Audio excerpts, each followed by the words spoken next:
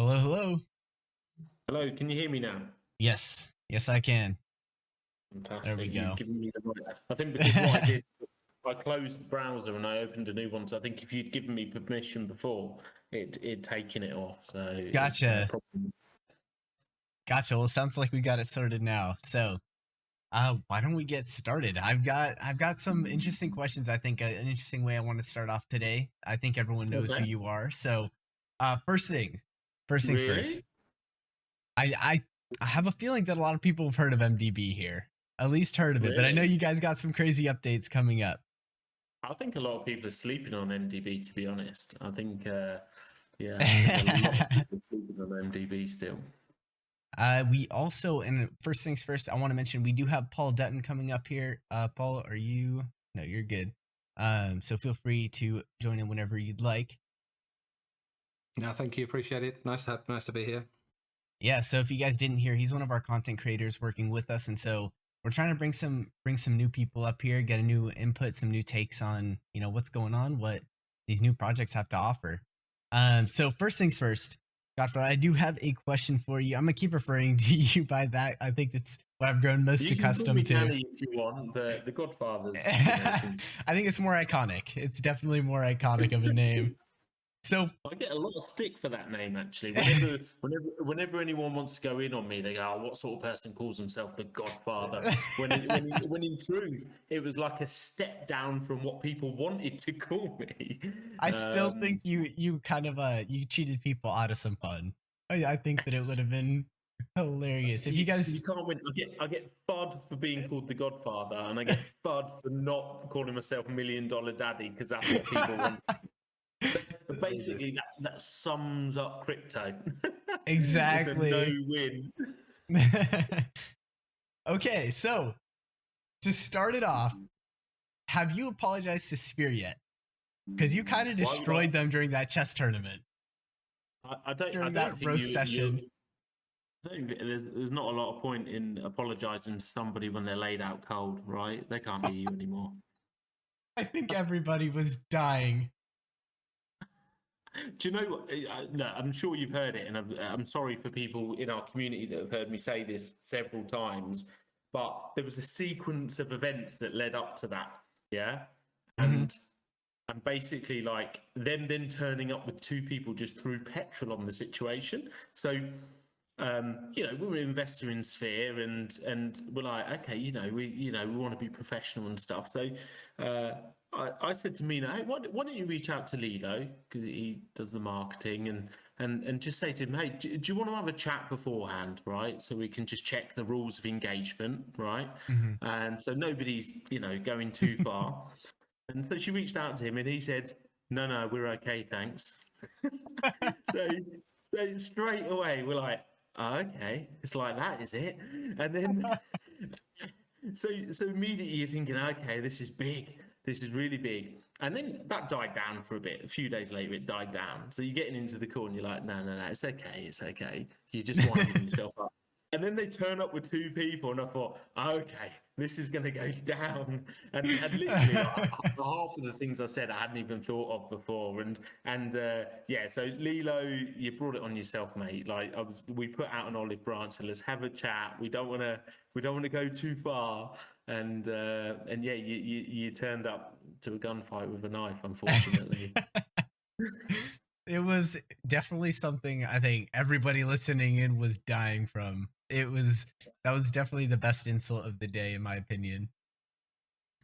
Wow, we take ourselves far too seriously, right? And yeah, it's just all fun. It's all fun and games. All fun and games. All right, Paul, do you want to lead off our first big question?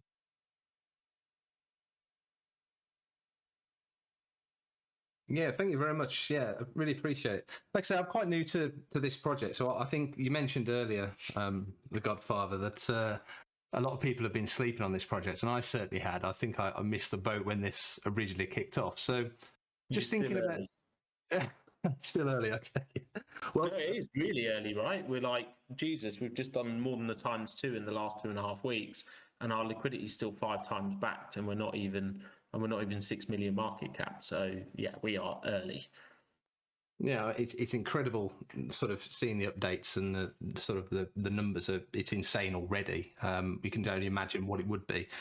I suppose from that perspective, and from me sort of potentially being a new investor in this, now I have some money back from a certain project that didn't quite go to plan. What would be, if I was a new investor looking to get into the protocol right now, what is the typical best approach you would suggest in terms of products? Again, not financial advice, but more, with a range of products that you have, what would you recommend, and what is the best?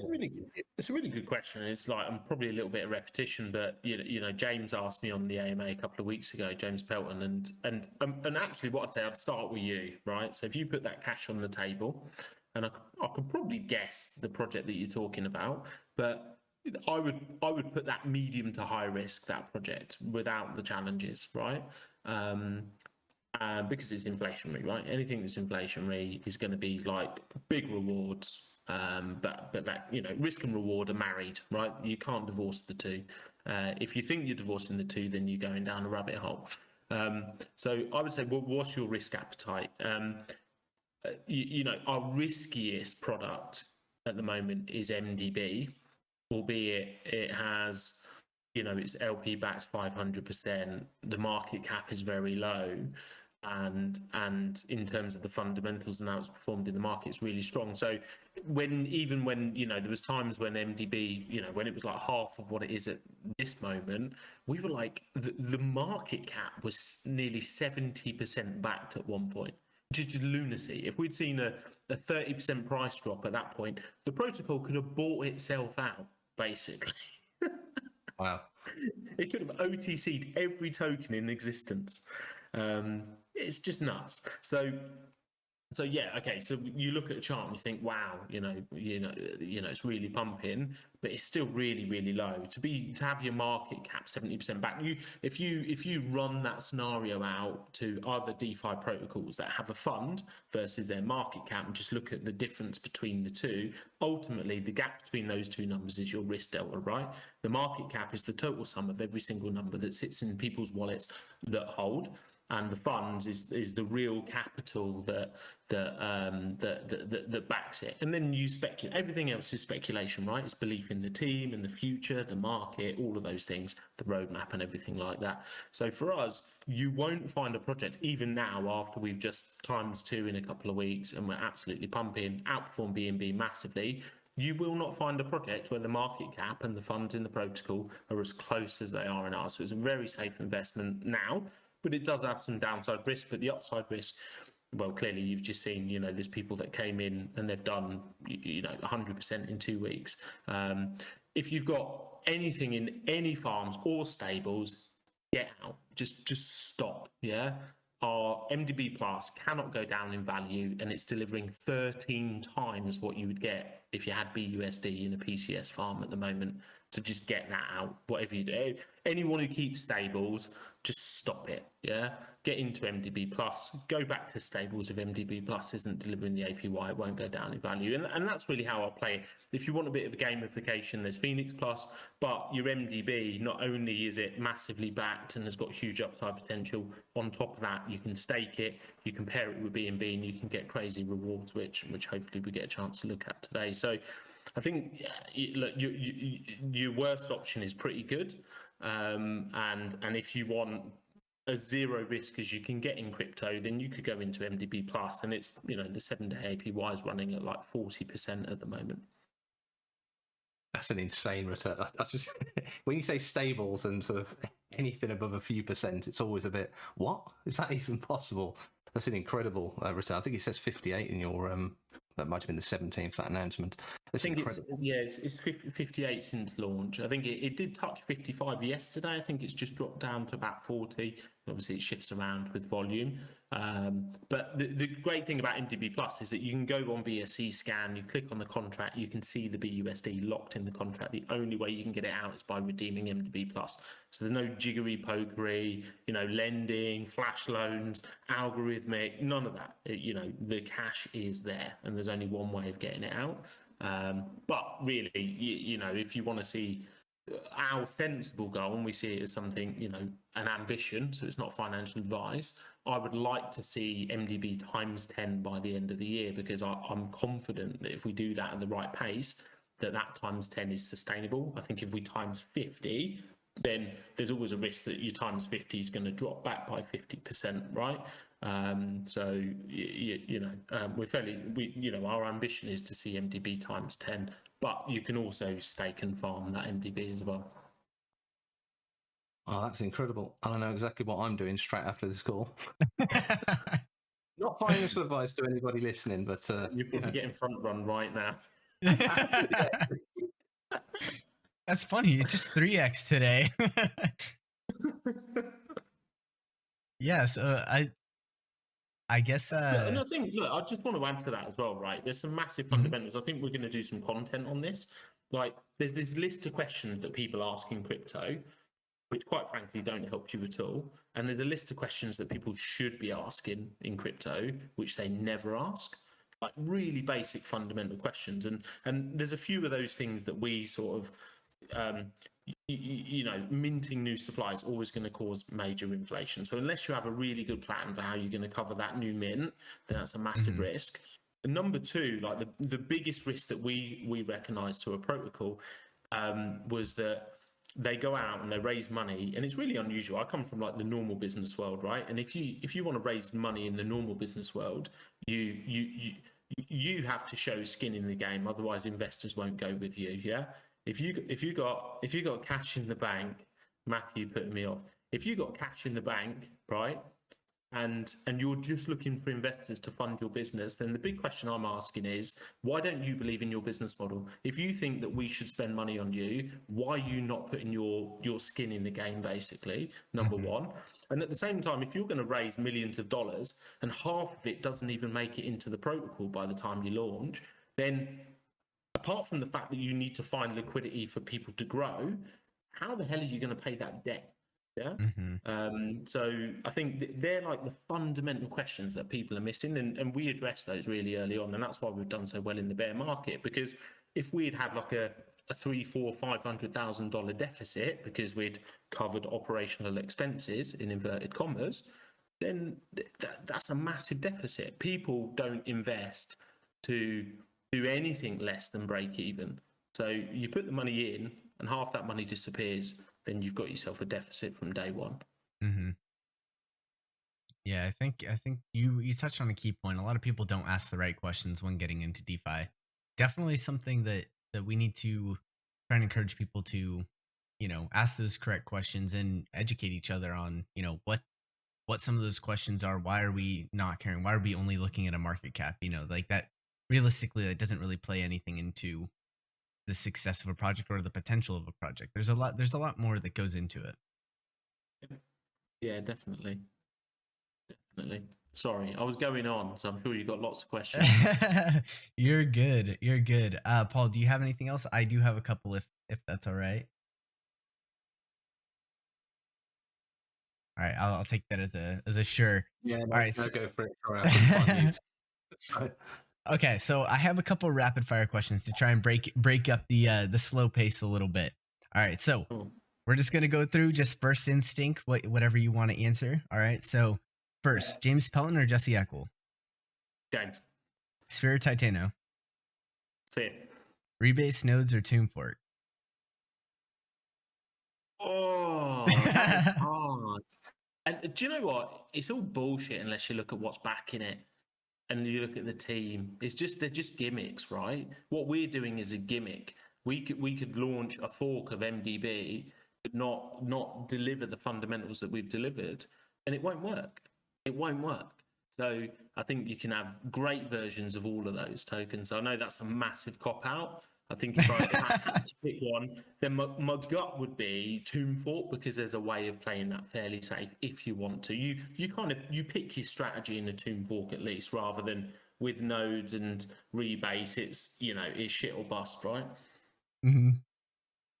I like it. What's your favorite chain? BNB, definitely. Okay. Definitely. And what's the first project you ever invested in? First DeFi project? Doge. Doge. All right. All right. Yeah. That's a good one. Was that back in the initial days of Yeah, DeFi? yeah, I was really lucky. It was like lockdown. I was half drunk on my sofa late at night, and I saw some guy go buy Dogecoin on the internet. I did promise when we get to 100 million market cap, I'll explain the reason why I had some crypto, and but I won't say it unless we get there. It's got to be worth it. And yeah, so long story short, I was like, yeah, I'll buy some, and I bought like 4K's worth, and then it sort of like bounced up and down, and then I remember it was like worth 10K, and then it was worth 5, and I was like, oh, I should have really sold that. And then all of a sudden it was worth like 20K, and I was like, and I remember sitting there and I just looked at it and I thought, I'm going to double. I don't know why. I just had this weird gut feeling. I went for it and I doubled. And to be fair, I missed the peak by like a good 30%, but because I just didn't have the balls for it. Like, yeah, the first time straight in invested, and it was just mooning. It was. I just remember like 2 or 3 days of just like watching my phone constantly. It was insane, but yeah, it was good fun. It was a good start. And then my second one after that, I went into SafeMoon, which, yeah, I learned a lot from that. And despite buying near the all-time high, I did actually manage to come out with some money. Yeah, I think a lot of people learned a lot from SafeMoon. I mean, that was one of the first projects that put DeFi on the map of the general public. I think, especially just because their marketing strategy, that changed the game, I think, for a lot of DeFi projects. Definitely. Okay, so the next couple questions might take a little longer to answer. But one, I heard that you and Zach have a boxing match coming up. Do you want to elaborate on that a little? Yeah, well, look, it started with James and I, and we need to pull our finger out and do some work. Actually, we want to get some sort of Xboxes, maybe a couple of celebrities to promote it, just make it a bit of fun. And so it started off with James and I, who, quite frankly, that guy's got some guns on him. I now know. So yeah, I need to work on my footwork. Yeah, so I've asked around a couple of people in the industry, and it's for James to approve anyone coming in. But yeah, is it Zach himself? Does he wants to do it himself? We need to try and pair people up. James and I, strangely, are almost exactly the same height and weight. Probably I've just got more fat and he's got more muscle, but. Yeah, no, let's do it. Look, I'm all for making a fool of myself. We take ourselves far too seriously. Yeah, I thought that was the craziest idea. Right after the chess tournament, Zach was like, so I heard about this from the Godfather, and I was like, what in the world? I was like, that is a crazy idea. Bringing boxing to DeFi. I love it. All right. Yeah, I get bored easily, so I think something that just completely takes me out of my comfort zone. Like, yeah, people think, "Are you into boxing?" Then I'm like, no, literally, I've no chance. But at the same time, if it doesn't scare you, what's the point? Yeah, no, I totally get it. Okay, so next thing we got. So this is actually from Austin. Austin had a question. So about capital synergy, how are you generating revenue to sustain the project? Or how would you generate revenue? I believe. Sorry, go on. Go on, sorry. Were you going to elaborate on the question? Yeah, I wanna see if he can elaborate actually on whether he was talking about when you had mentioned. Yeah, he's typing right now. That wasn't yours. Okay, I'm sorry. That wasn't Austin's. He just sent it to me. How would you generate revenue to sustain the project? Yeah, well, we don't. We've done a fantastic job of that in our first few months, which is shown in the numbers. So we've got a whole range. There's something that we have a B2B application called Synergy Solutions. We were like the first customer, if you like, of Synergy. MDB Plus has business applications within DeFi, and then we're working towards real world applications as well. So we've used that. There you go. Look, bang, West Easy straight in. We've got EMP, our first big partner. Obviously big project, 35 million in liquidity. They're using MDB Plus as a pair. We're giving them passive income through our bots, and also then the LPs appreciate. One of our success stories actually is that MDB Plus is up 58% since launch. We put 40% of our LP against it. So it's just been insane in terms of protecting sort of the price of our project and actually accelerating it. So So we've got this trust fund which is invested and earns money back for us, and actually, whilst the high risk part of the trust fund has been really challenging, actually the low risk, which is a large amount of capital, was performed really well because of MDB Plus actually. So we don't know where we can go and put that money and earn that sort of APY, quite frankly. So it's been huge both for our LP and also the protocol. Also, we get passive income because we use the Synergy solution, ARB bot solution as well. As well as all of the interest. We offer other services. So, for instance, people come and do AMAs in our server. We've got like a absolutely pumping community. So people will pay us transactionally to do that. We'll run NFT projects end to end from design to mint. We've got a couple of projects that we're talking to at the moment. And yeah, so that's just growing and growing. And then Gravity also, right? We're working with Austin. He's a dick. Yeah, and also Gravity as well, right? I think like everyone's out there saving projects now, but I'll be blunt, that was my brainchild, and other great minds might have thought of the same idea at the same time, so well done. But in truth, we launched our first Gravity project on the day we launched our projects. We were doing the work in the background before. We're now just about to touch our fourth project, which also just builds community, builds liquidity in the protocol in a sustainable way. So actually, our external revenue streams, if we were a private business for the first 3 months, have been mega, like really mega, which is why we've been able to buy back and burn 10.5% of our own supply, right? Mm-hmm. Yeah, you guys have definitely gone about things in a very, very different way from most people, and it shows in the results you guys have gotten, especially in a bear market. We want to go bigger, by the way, right? Really, Yeah, where we want this journey to take us in a really short amount of time. We want to do, a real world business raise in multiple hundreds of millions of dollars. MDB would be a shareholder in that business. So, my dream really would be that MDB sees a one-off capital injection of like $30 million at some point in the not too distant future. That's really where I'd like to see it. Yeah, that would be massive. I look forward to that day. As I'm sure you guys all do as well. Put it in as one buy. Yeah, one single wallet now holds $30 million worth of MDB. That would be a sight to see. Get on CoinGecko, to be honest. No, it would just look worse for CoinGecko. All right, so next thing we got, what or how secure is your platform from hackers? And in the case of any security infringement, what would your team do? Yeah, it's a good question. Who asked that question? So that was, I believe, let me see. Let me go back to our chat. Had it pulled from, I believe that was our mod, Zarelli, but it may have been pulled from our AMA questions chat. Okay. Can I get someone to confirm? Yeah. I think there's two angles when you look at any sort of project like that, and this I think where our business experience comes in and helps, where you've got to look at the safety of the team that you're operating with, the experience of that team, because the experience will help protect you against the outside world, and the credibility of that team will help you. And then also you need to have your own checks and balances as well. So if I look at the way we launched our D app, for instance, we had a team develop a launch it. We have like a real world contract, they're a registered LLC, and then we have our own consultant in the background doing security auditing, giving us feedback and suggesting changes.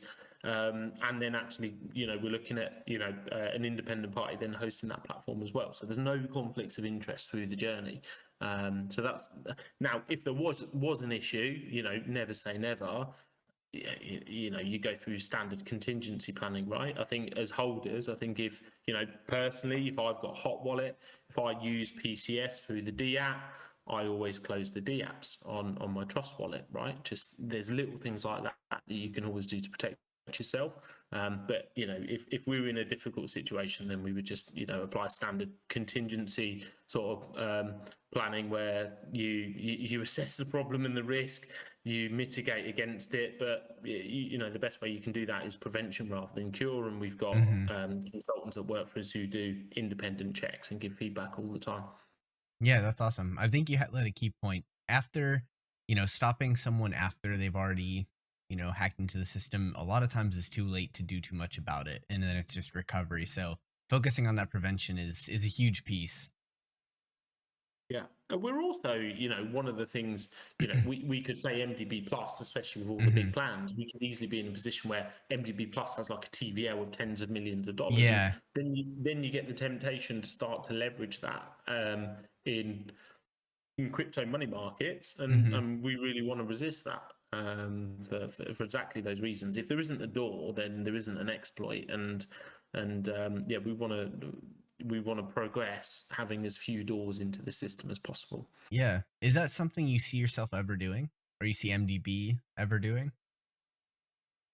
What you mean, using sort of crypto money markets and Yes. Yes. sort of using leverage and Yes. things like that? It would.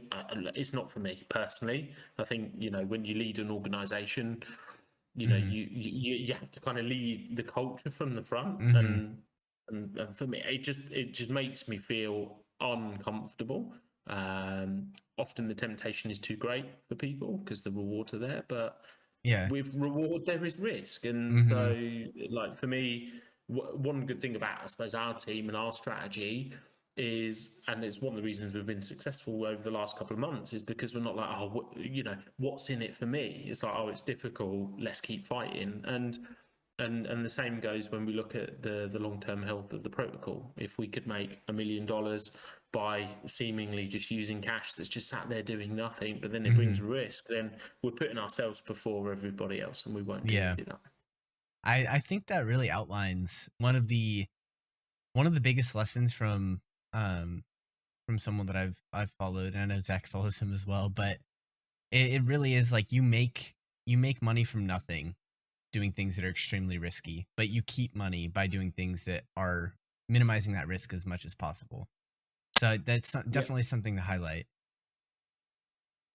Definitely. Yeah, definitely. And I think, the sleight of hand trick in this industry, unfortunately, is about trying to convince you that those two things are now divorced. And, like, to be fair, it's maybe slightly contradictory, because you look at the level of reward on, say, MDB Plus in our protocol, then you think, okay, well, it naturally makes people scream like, where's the risk? But actually that's because we're trying to find value in other ways, and we've been quite successful at doing it. So yeah, it shows, but there is always a shortcut to deliver similar results, but it comes with risk. Yeah, for sure. I'm all right. banging on anyway. Let's get into some fun questions. All right, so I actually have seen an update. I've been getting pinged, and I mentioned this before we started, but something I really want to talk about are your NFTs that are coming out. So it's probably one of the most exciting parts of blockchain tech, and it's completely new. Whether you're talking art, whether you're talking utility, or a combination of both. What are the benefits that you guys have with your NFTs?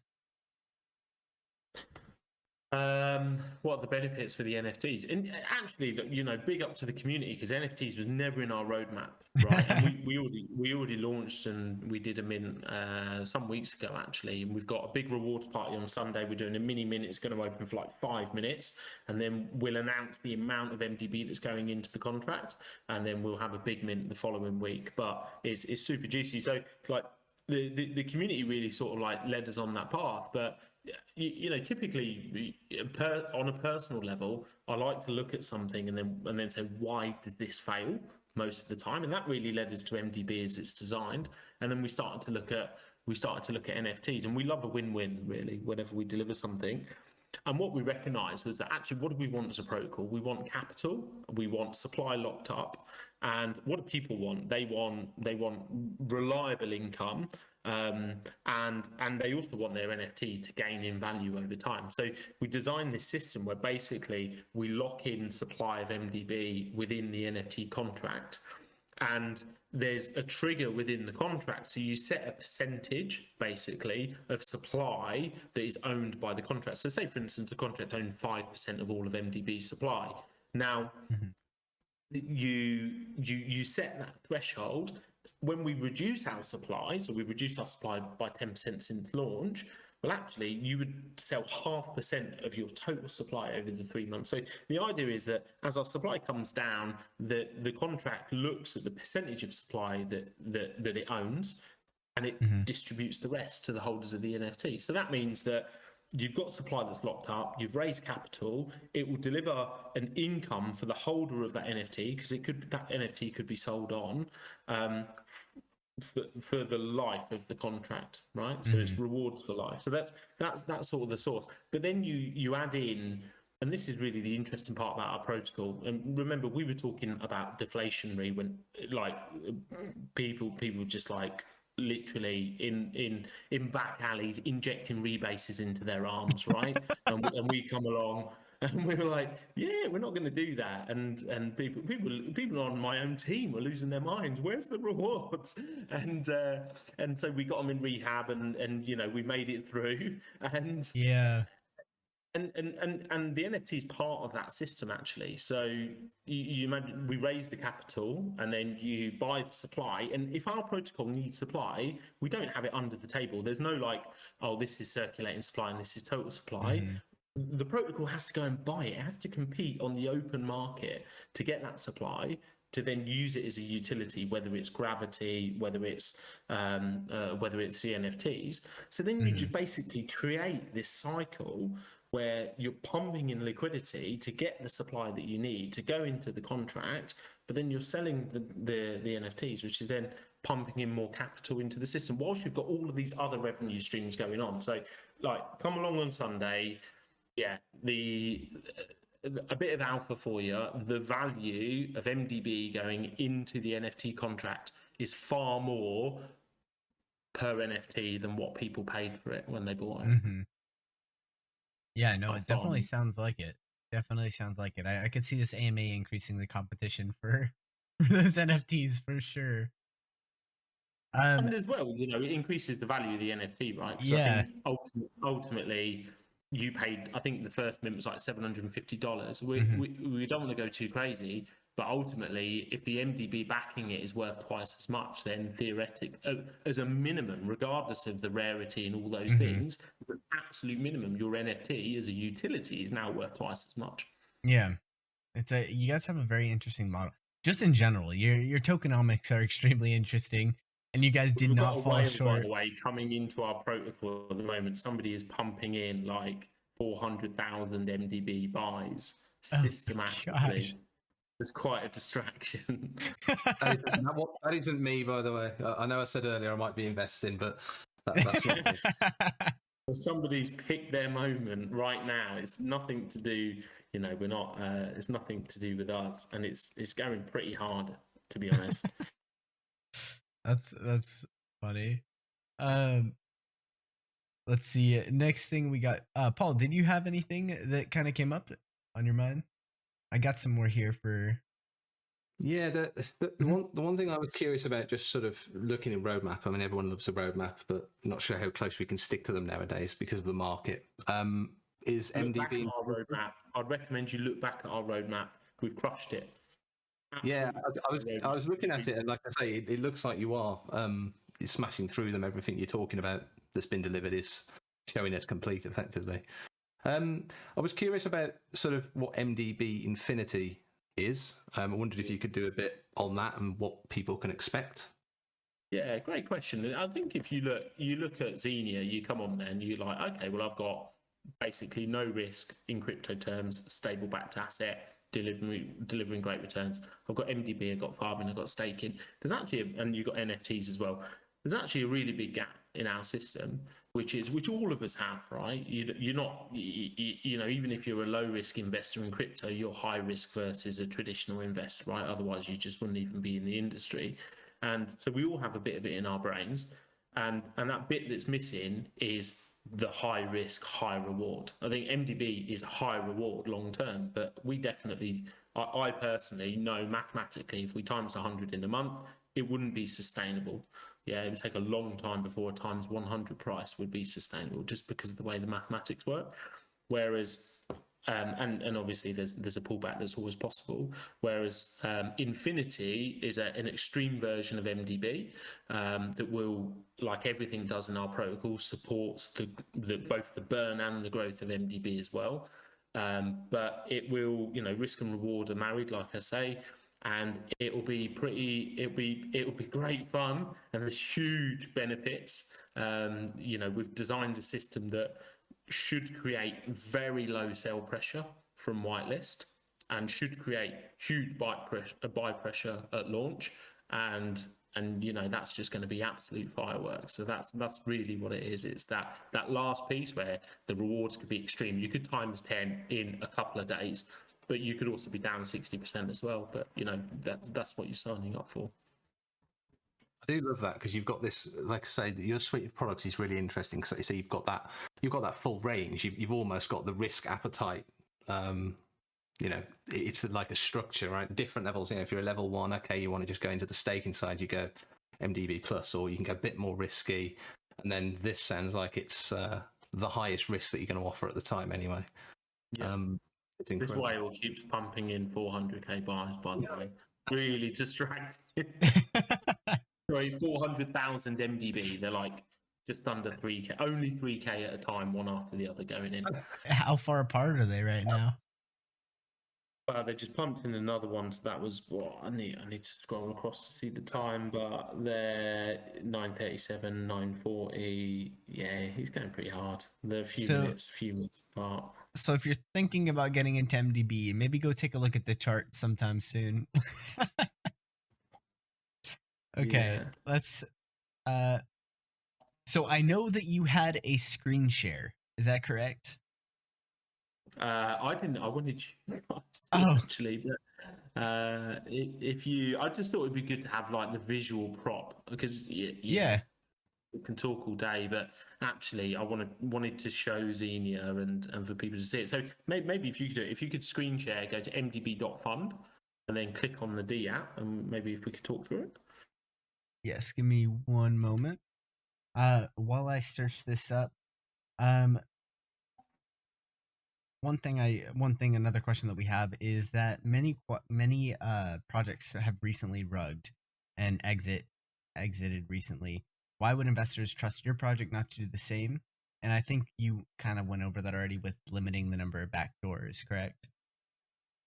Oh yeah, definitely. You don't have the person who writes the code also then having ownership of the contracts. Like, I come from a software background before I did this. It's just like 101 of security. So there's kind of there's structural things like that in place, but also the team is mature.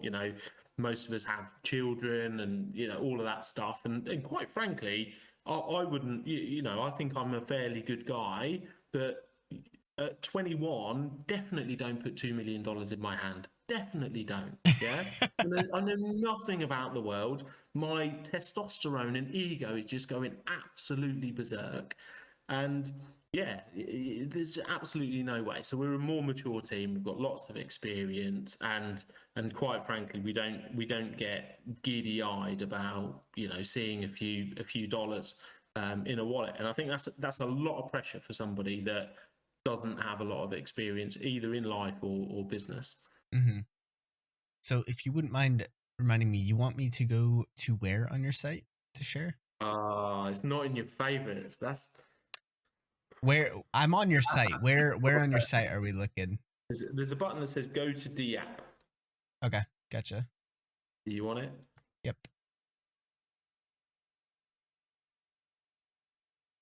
All right.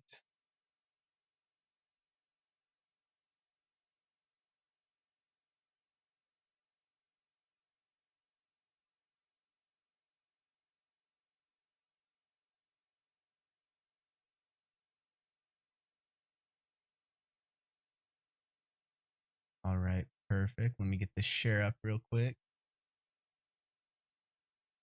I've just got to say as well, by the way, because I'm just looking at our chart and I'm looking at this guy that's been pumping in $2,700 one after the other. Genuinely, because we're on an AMA and it's happening, not coordinated at all, complete coincidence. because I know there's always a lot of skepticism. So yeah, it's a complete surprise to us. I just want to make that absolutely clear.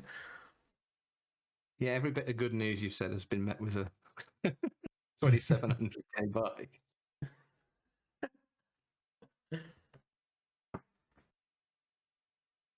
All right, so we got it all pulled up. So I know you guys have introduced Xenia. Do you want to touch up on that as we kind of scroll through the page? Yeah, so Xenia is a Greek goddess of giving, actually, and you know it's a bit cringy, but it sits nicely with, I suppose, what we're trying to do. We see so much potential within DeFi and within crypto, and yeah, so Xenia is the application where you can see all of the assets, yeah. And you can see them listed out in different sections as well. So you've got stable backed assets, you've then got tokens. So at the moment it's only MDB, but then Infinity will be added to that at the right point in time. And then you've got farming, staking, and the NFTs will be added on there as well. So really, it's really like home, if you like. And if you can monitor sort of the progress of your assets, the performance of them. You can buy, sell, and at the same time, you can also stake farm, and that's where you go to redeem your rewards. Actually, so there's actually a bounty for the NFT rewards when they drop every month. So anyone who's got a quick trigger finger can earn themselves a couple of dollars, and basically they get a bounty for covering the gas for the rewards to be triggered, and that's where you would go and then redeem your rewards if you're a holder of the NFT, or if you sold that NFT on the open market.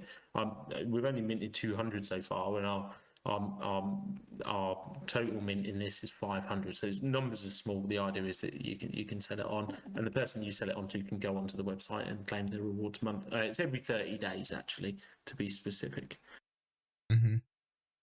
Yeah, and I saw something extra pop up, which is the bonds that you guys have, which would be that 60-day lock. You wanna touch up a little bit more on those? Yeah, and again, you don't, as a protocol, actually, everyone talks about the mathematics, and then they run these gimmicks all the time in terms of like giving discounts and stuff. So I think you've got to be really careful, because if you believe in the math, then you should respect the math. But we thought it'd be interesting to have a sort of a bond. You can only buy one bond every 24 hours. So you can see there that I'm guessing that our friend that's been pumping the chart like crazy, to be fair, 10 BNB is about 2,700. So yeah, that person probably bought one of the bonds, and then it sets a 24-hour trigger. Now that means that 10 BNB purchase is tax free, but they receive the tokens back in 60 days. So it's a guaranteed 5% a month, but it's vested for 60 days. But so that it doesn't skew the math in the protocol, you can only buy one maximum every 24 hours. But obviously, it's at zero for a while. So realistically speaking, you don't sell a bond every day, because someone might not buy one for 12 hours or whatever.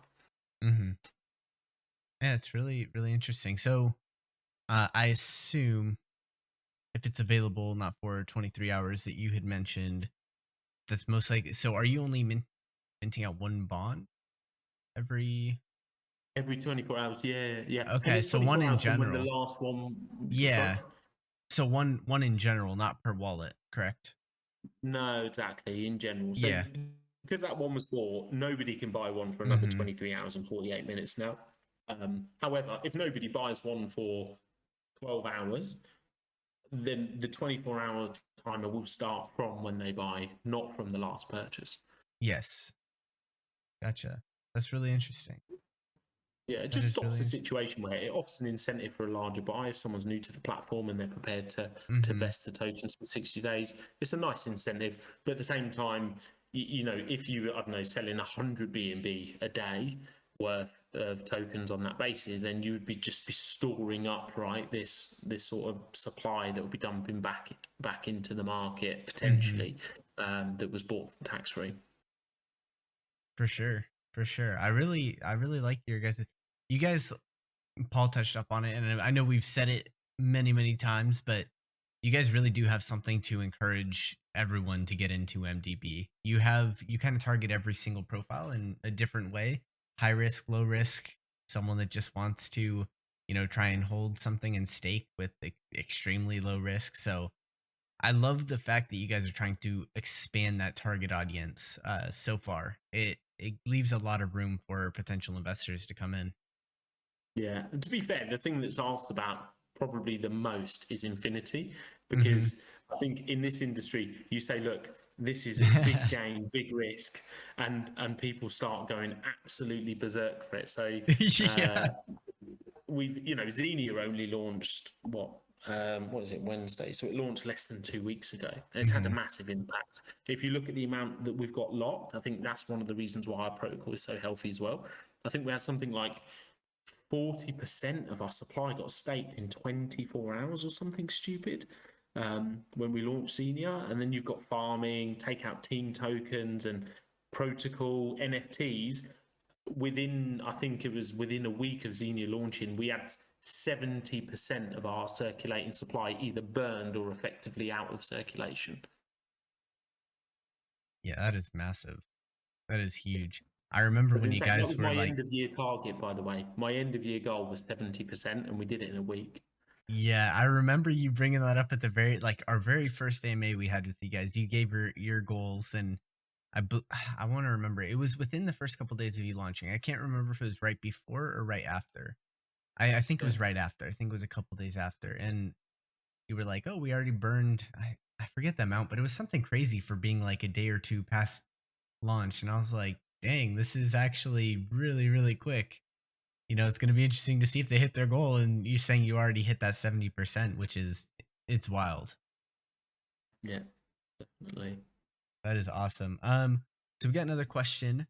Uh, do you stand behind your initial asking price for MDB to BNB, or would you do something different if you could reset and do the whole launch all over again? Do I stand behind the original asking price? I'm curious as to the context of that question. Yeah, I can go back. I'm navigating between two separate question chats. Yeah, no problem.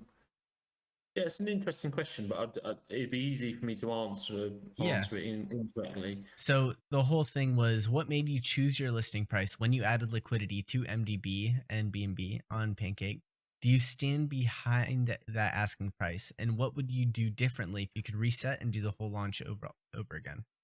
Yeah, it's a great question. I think, look, I think for all of our successes, one thing that we hate is that we got botted at launch for obvious reasons. Um, and look, if we could go back in time, then right?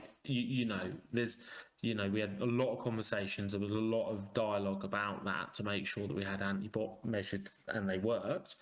And it's regretful. So look, if you could go back, you change it, but at the same time, you just don't know what happens after that point as well. We had good intel that most whitelisters were looking to just flippers as well straight away. So a lot of people who were pissed off at the bot were pissed off that they couldn't flip on everybody else within 24 hours. So there's always a bit of that, but obviously if we could go back and change that, we would.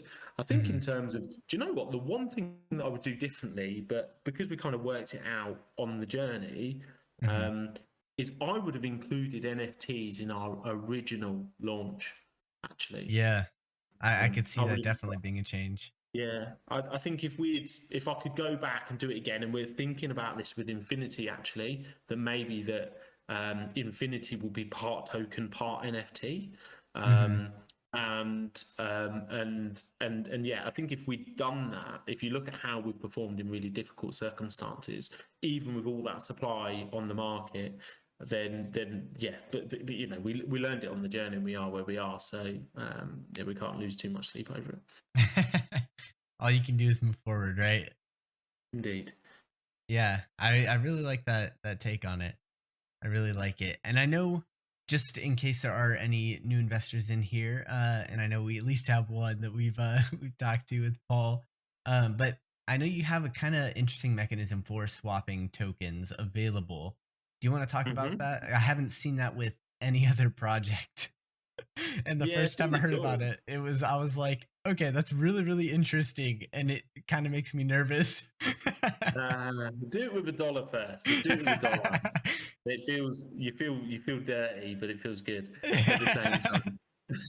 But yeah, basically, you know, we have a swapper address for MDB, and there is a different address. Do not send MDB to the contract, although we can recover it. It's a pain in the backside.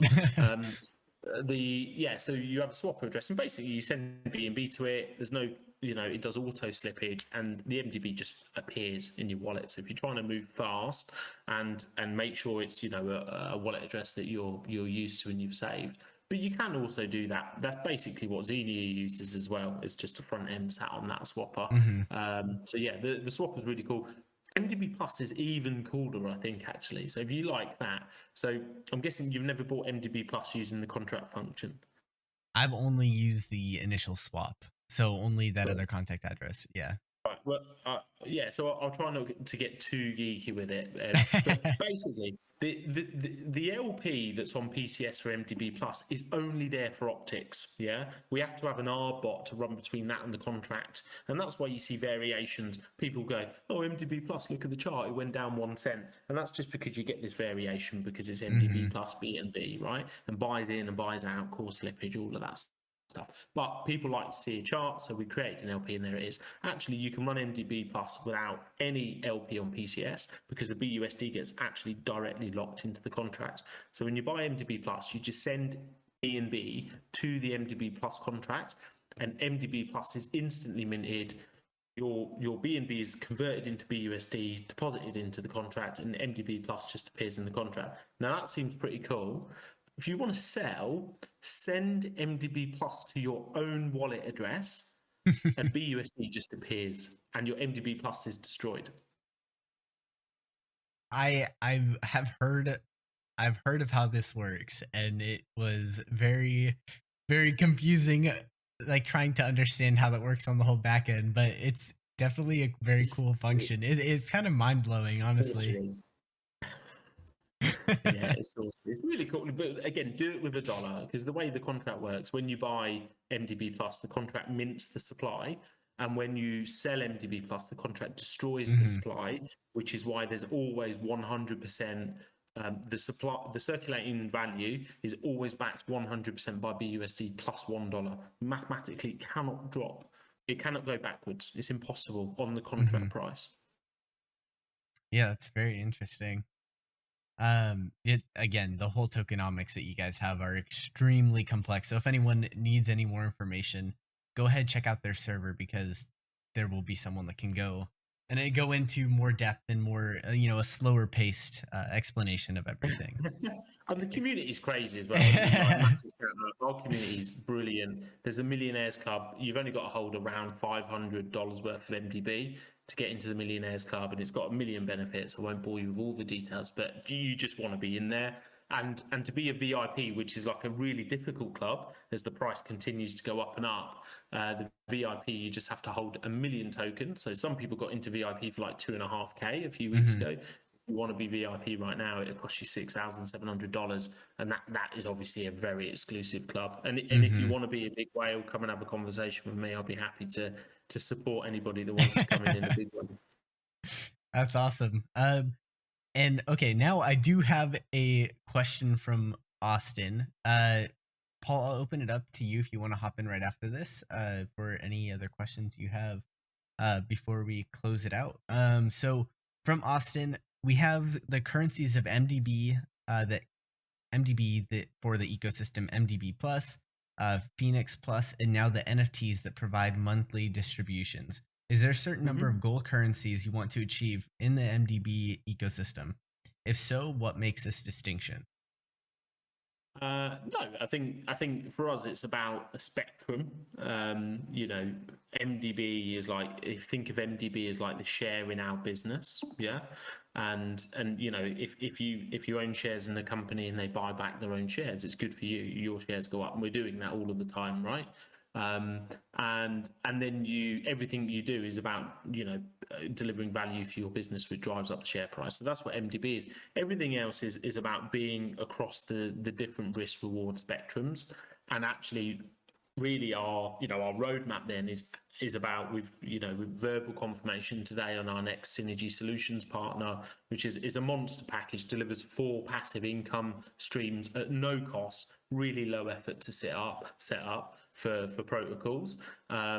So yeah, we've got customers that are going to be coming on in leaps and bounds, and then our long-term strategy as we scale that is that becomes significant. We want to get like 5 million plus daily volume. That's our sort of medium-term goal, and then we're moving into real-world applications and then really serious money. So yeah, I think we're fairly close. Other than I think we have to tinker. There's some things you'll play around with, and we do have another idea for a sort of a play version, if you like, of a token where people can use their MDB to do a little bit of gambling, if you like, just for fun.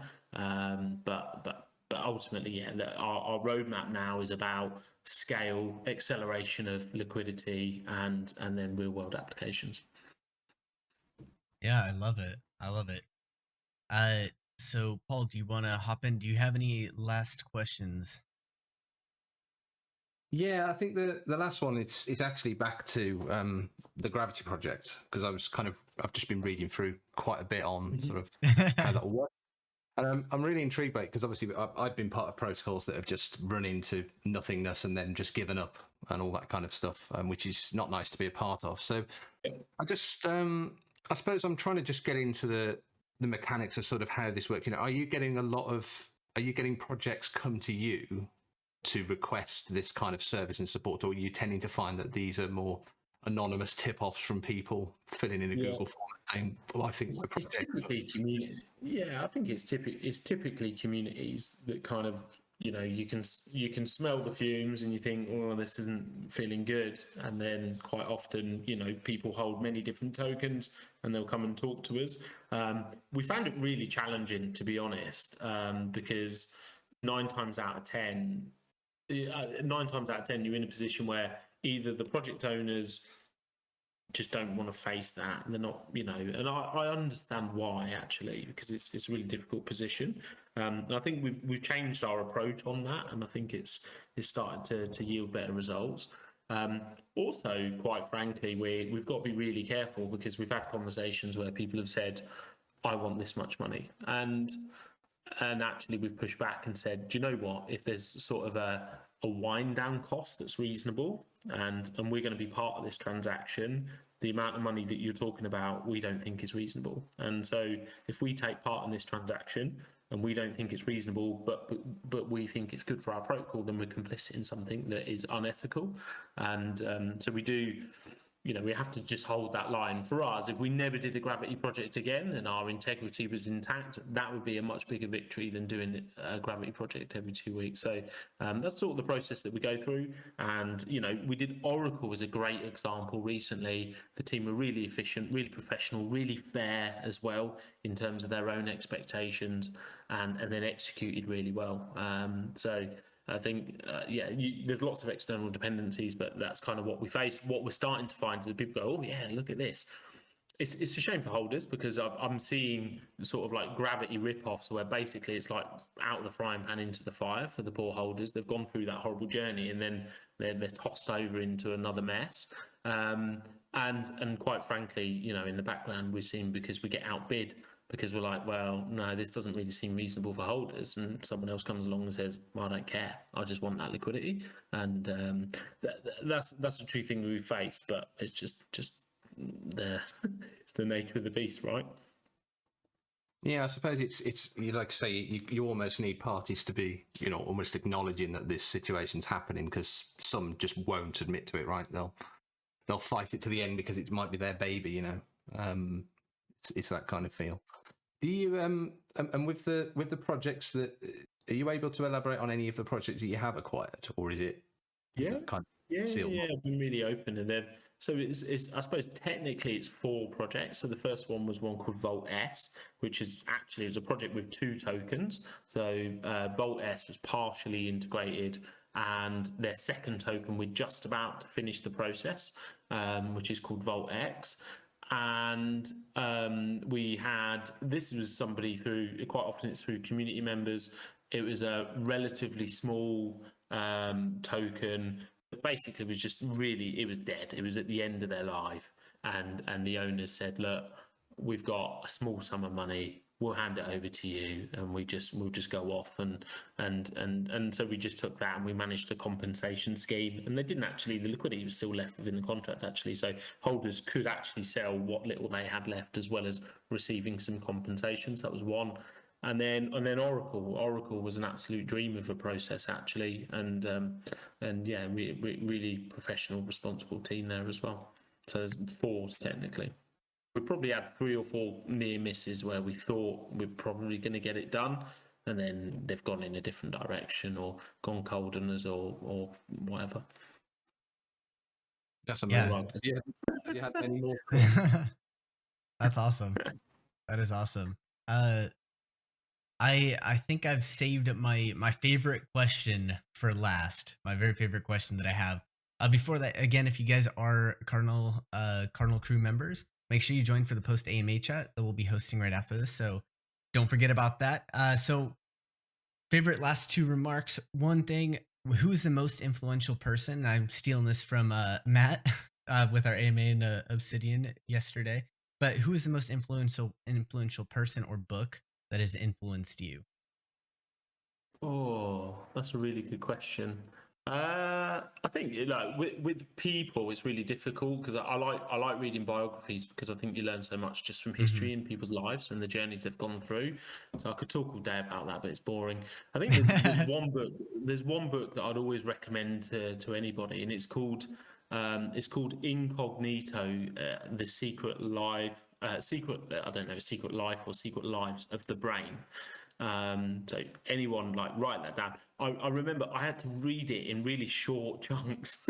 It's like it was intense, but it was unbelievable. It like taught you so much about us as humans, how complex we are, the way the brain really works, all of like the gaps in our psyche and the failures and stuff like that. And that was really useful because I think if you read books like that, it helps you to objectify yourself to a certain degree, and then you start to accept that we're all beautiful creatures that have all got our own flaws, and I think when you can address that quite objectively and maybe get past the ego a little bit more often, we've always got some ego, right?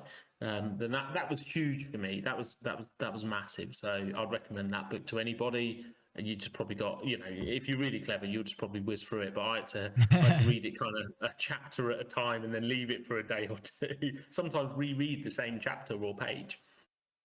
Yeah, that's all. Those are the kind of books that you kind of keep with you lifelong, right? You just keep referencing once you finally get through it. It's really good as well, right? Because I think we're all trying to go through this journey in life, and actually, we're all a bit screwed, and if you win more battles than you lose, then you'll do all right in life, and it's not about getting everything right. Yeah, you have a lot of great insight. I think we'd love to have you on for one of our podcast episodes that we've been having, really about you versus MDB. I think that would be really cool. Last bit, who would you rather? Nightmares if we go too deep. Hey, it's fine. People know what they're signing up for. Who would you rather fight if you had to choose between Austin and James? Final question. Oh, do you know what? I'll fight James because Austin's. Our rule with this boxing tournament is that you can't be in it if you've got any fighting or combat experience. And Austin's ex-army, so he's like this. Especially he's this really nice guy, but he's just going to be some absolute savage. So I'd rather like James. Yeah, I think Austin would accidentally kill somebody in there. I have to agree with you. And then if you guys, again, if you're part of the Cardinal crew, hop into that post AMA voice chat. But thank you so much for hopping in here. I really appreciated, I really loved talking to you. It's been a good hour. Yeah, thank you. No, I really appreciate it. And look, you've made, we were struggling before this call, and you've made our chart pump. So I appreciate it. So, yeah, we'll take credit for that. Real quick. We do have a giveaway to do, and I got an interesting way to do it. So I'm going to give you a phrase, and you're going to head over to the AMA questions channel, and the first person to type that phrase in the chat. Oh, it's got to be long. MDB it's got to be a long phrase. It's gonna be a good yeah. one. All right, I'll give everybody like 10 or 20 seconds, but just as So long as there's no hurt feelings. you've got the phrase already, right? Yes, I do. Interesting. Hey, you gotta say it though. You can't type it. All right, I will say it. All right, I'm gonna start saying it in a few seconds. So get ready, get your fingers ready. So Zach is gonna beat up the Godfather in the boxing match. And then remember, let's see this. And then remember, guys, that we have our token launch coming up next month. So stay tuned for more information on that. All right, let's we see got this. What chain are you launching on? So we are launching on Matic. We have a lot of Zach is gonna beat up the Godfather. All right, real quick. What do we say? We got Frontman. He's the first one to say it, but he said TGF instead of the Godfather. Oh, shorthand. Or we got Killmonger's the first one that said the full name. Is it smarter or is it lazy? Decide.